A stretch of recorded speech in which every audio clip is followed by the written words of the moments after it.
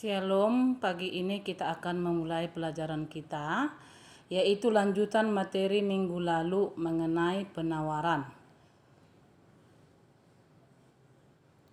Penawaran adalah banyaknya barang yang ditawarkan oleh penjual pada suatu pasar tertentu, pada periode tertentu, dan pada tingkat harga tertentu. Hukum penawaran menyatakan semakin tinggi harga suatu barang, semakin banyak jumlah barang yang ditawarkan oleh para penjual. Sebaliknya, makin rendah harga suatu barang, semakin sedikit jumlah barang tersebut yang ditawarkan. Secara teori dapat dijelaskan bahwa jika pada suatu pasar terdapat penawaran satu produk yang relatif sangat banyak, maka harga akan turun. Hal ini disebabkan karena barang yang tersedia pada produsen melebihi jumlah yang diminta konsumen, sehingga untuk merangsang membeli lebih banyak, maka produsen akan menurunkan harga jualnya. Yang kedua, produsen atau penjual hanya akan meningkatkan keuntungan dari total jumlah jual produk.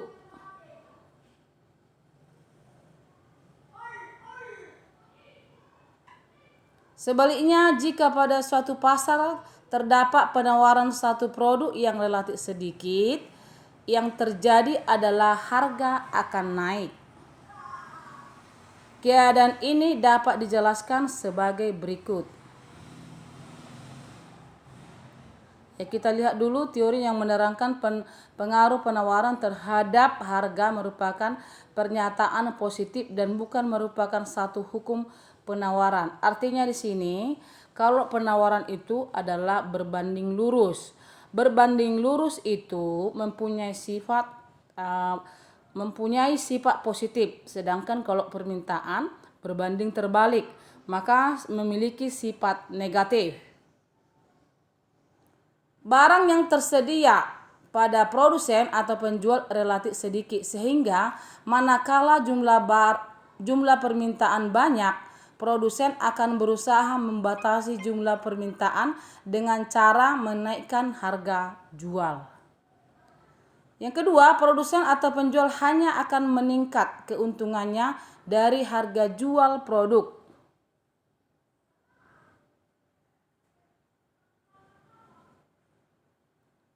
Kurva penawaran dapat didefinisikan sebagai suatu kurva yang menunjukkan hubungan antara suatu harga barang tertentu dengan jumlah barang yang ditawarkan. Jadi ini biasanya untuk menggambarkan kurva penawaran itu. Jadi ada hubungan antara barang dengan jumlah barang yang ditawarkan, yang mana kalanya kalau kemarin permintaan bergerak dari kiri bawah ke kanan atas, ini dari kanan kiri atas ke kanan bawah. Itu kebalikan permintaan adalah penawaran.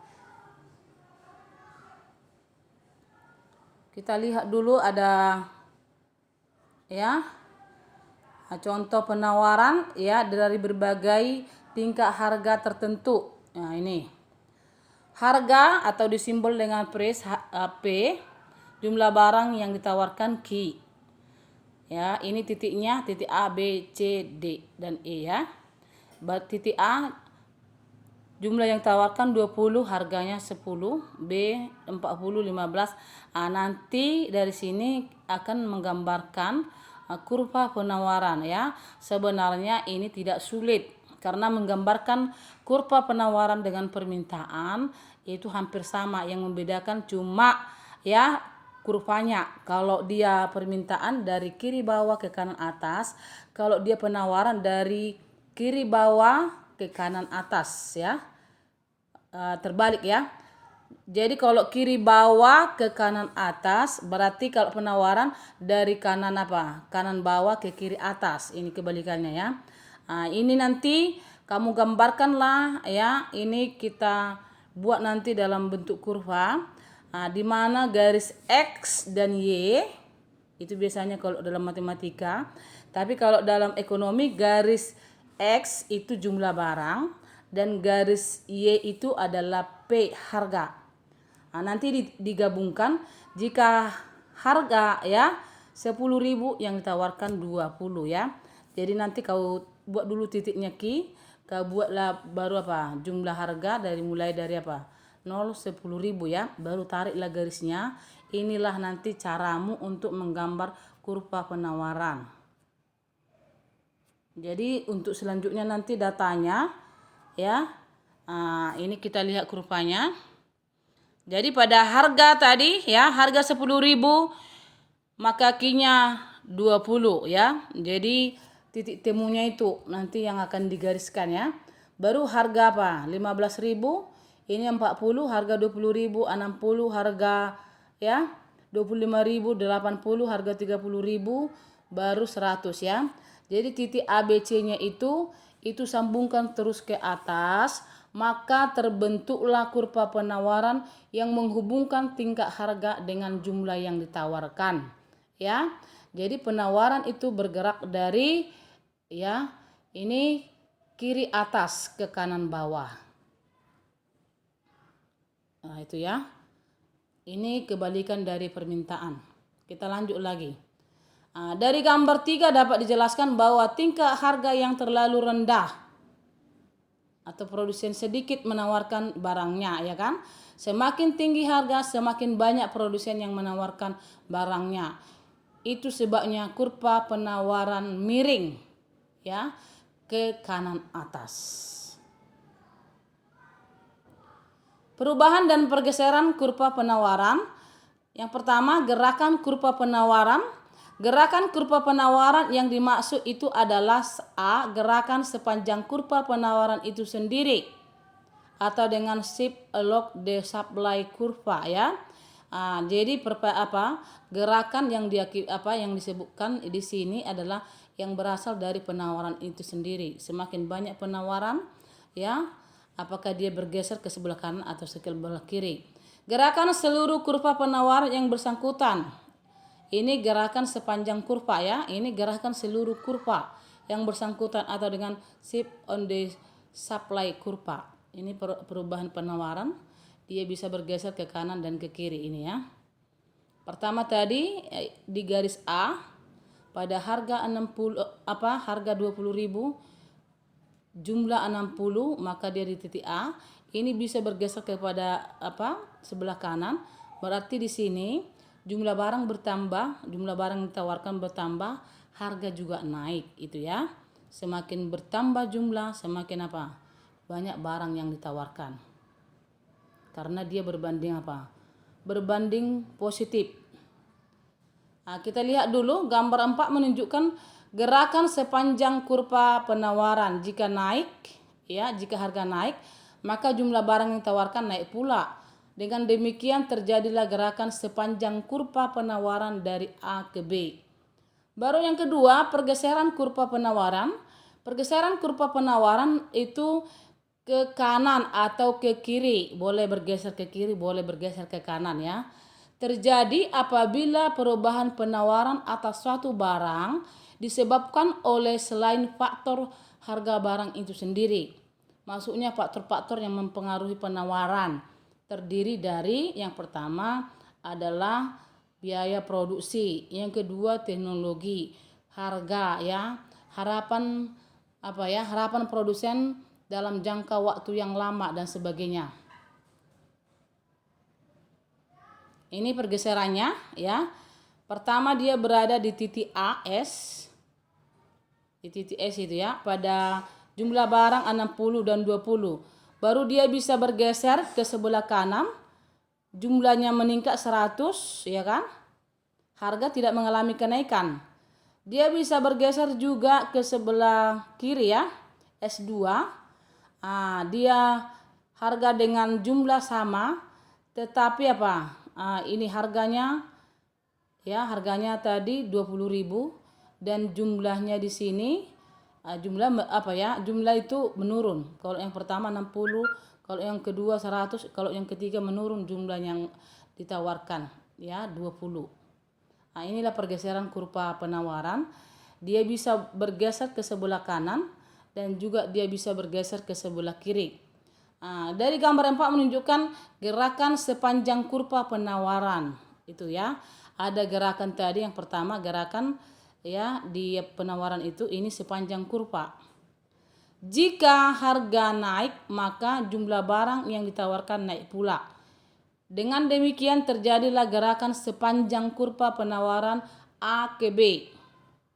Nomor 2, pergeseran kurva penawaran. Pergeseran kurva penawaran ke kiri, ke kanan atau ke kiri terjadi apabila perubahan penawaran atas satu barang disebabkan oleh ya selain faktor harga. Ya, Ibu bilang tadi faktor-faktor yang mempengaruhi penawaran sangat banyak itu ya. Nah, jadi Ibu kira ini kita akan lanjutkan lagi. Pada gambar 6 terlihat adanya perubahan penawaran baik perubahan perubahan meningkat. Ini keterangan dari kurva itu ya. Dari kurva penawaran S ke S1 maupun perubahan menurun dari kurva penawaran S ke kurva penawaran S2, perubahan penawaran terjadi jika faktor-faktor yang menghubungkan kurva itu dengan jumlah yang ditawarkan maupun dengan harga telah berubah. Dan pada gambar tersebut dapat dilihat perubahan output terjadi sekalipun juga tidak akan ada perubahan sama sekali. Perubahan output disebabkan karena terjadi pergeseran seluruh kurva penawaran. Nah, kita bahas ya. Penawaran itu ada beberapa jenis ya. Jenis penawaran submarginal. Penawaran yang dilakukan oleh penjual atau produsen yang mampu menjual di bawah harga pasar. Jadi kalau penjual bisa menjual barang dagangannya di bawah harga pasar, itulah yang disebut dengan penawaran submarginal. Baru yang kedua, penawaran marginal. Penawaran marginal itu adalah penawaran yang dilakukan oleh penjual maupun ya dilakukan oleh penjual atau produsen mampu menjual ya sama dengan harga pasar. Ini yang disebut dengan penawaran marginal. Ya, dia menjual barang yang dijualnya itu sama dengan harga pasar. Berapa di pasar harga, seperti itulah yang dijual oleh produsen itu. Itulah disebut dengan penawaran marginal. Yang ketiga, penawaran super marginal adalah penawaran yang dilakukan oleh produsen atau penjual yang menjual produknya di atas harga pasar. Nah, jadi kalau ini sudah banyak memperhitungkan laba dan rugi ya. Dia harga jualnya selalu berada lebih tinggi dari harga di pasar. Inilah yang disebut dengan penawaran super marginal.